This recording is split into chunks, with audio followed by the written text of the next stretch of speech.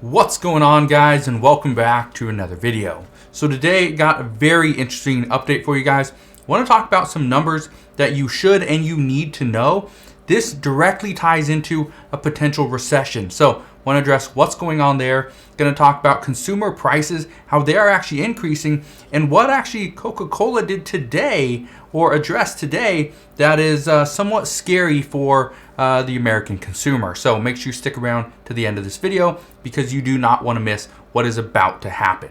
So let's get right down to it. And all I ask is if you can spend 2 seconds, go ahead, hit that like button. It really does help out the channel.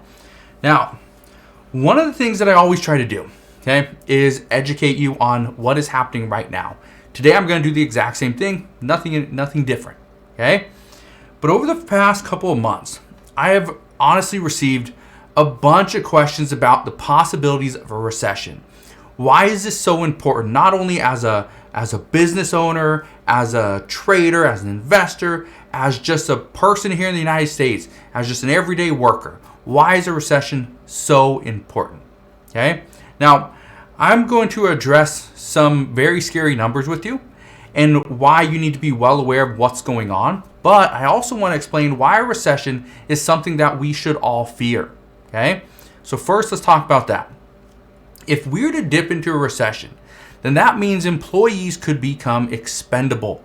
The reason for that is because the business is actually making less money, not as profitable. If we're not as profitable and employees become expendable, then employers will let them go. That's when layoffs occur. When people become laid off or get laid off, let's say in a community, the person that gets laid off is not going to take their money and spend it at business A, B, C, or D. They're going to only buy the essentials.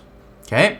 Now, when we see a substantial amount of layoffs all at one time, this could send our economy into a tailspin. And the ramifications of that would not be good. Okay? I'm going to leave it at that.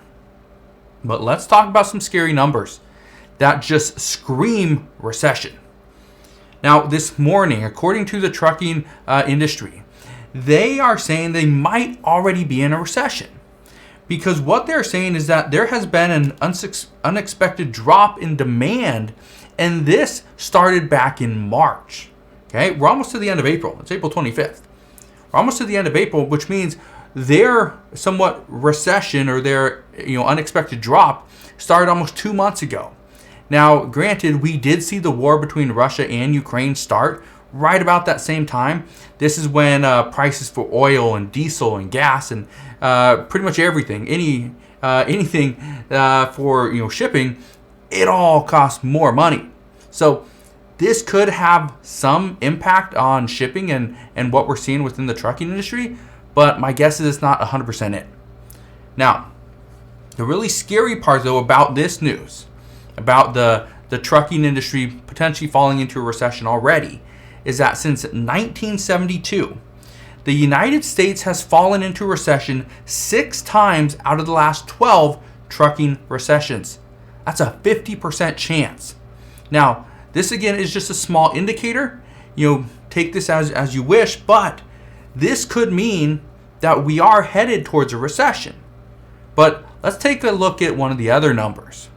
Now, the other big number that you need to be well aware of when it comes to creating a soft landing for our economy, the Federal Reserve doesn't have a very good track record. Okay? It's honestly abysmal. But according to Goldman Sachs, the Federal Reserve has been successful at creating a soft landing for our economy just 3 out of 14 times.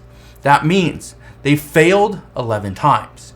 Now, out of those 11 failed attempts, we in the United States have entered into recession within 2 years of the tightening cycle. So that is the tough situation that we're in, is that there's a very good chance, according to recent reports, that we do fall into recession within 2 years.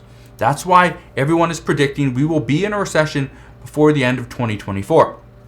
Some say it could come in Q4 of 2022. Others expect it would happen sometime in 2023. So just be aware of that because that is very scary. Now, let's talk about the increase of consumer prices. According to a recent survey, about 40% of US small businesses say they will be raising their prices by at least 10% or more. That's substantial. We got inflation at 8.5% currently. Now, the survey also stated that more than 65% of businesses plan to raise their prices within the next 3 months. And there's a reason for this. They also state that 50% of small businesses plan on raising prices between 4 and 9%. But here's something that you need to be well aware of. Businesses are planning on raising prices while consumers still have money. This is exactly what Coca-Cola is doing. Coca-Cola, they announced today that first their earnings were pretty good, right? But they announced today that they are going to be raising prices, raising prices because they want, pretty much to just sum it up, they want to make sure that they raise prices before the American people spend their money. Okay? That's really it. They want to raise prices so that if we do enter into a pandemic, then they're not going to worry because, well, their customers are now seeing, okay, we are not entering into a pandemic. We're already in a pandemic. Before we enter into a recession or possible recession or a downturn, they want to raise prices before any of that happens, because then the customers are already going to be pricing it in. They're not going to worry about it. They're like, well, the price on Coca-Cola isn't getting more expensive. It's the same price. So in a year, when prices stay the same for Coca-Cola, well, the other issue is they already raised their prices, right? That's the reason why. So they're not going to do it in a year. They're going to do it now. Now, here's why they're saying this. And just to give you an idea, okay, according to Bank of America, Americans have a lot of unspent money. And so that's one of the reasons why businesses plan to raise prices within the next 3 months before people start spending their money. And this is why they're saying this. Before the pandemic, according to Bank of America, they say that Americans, Bank of America's lower subset of customers had an average balance of $1,400 in their bank accounts. Today, the same group of customers has roughly $7,400.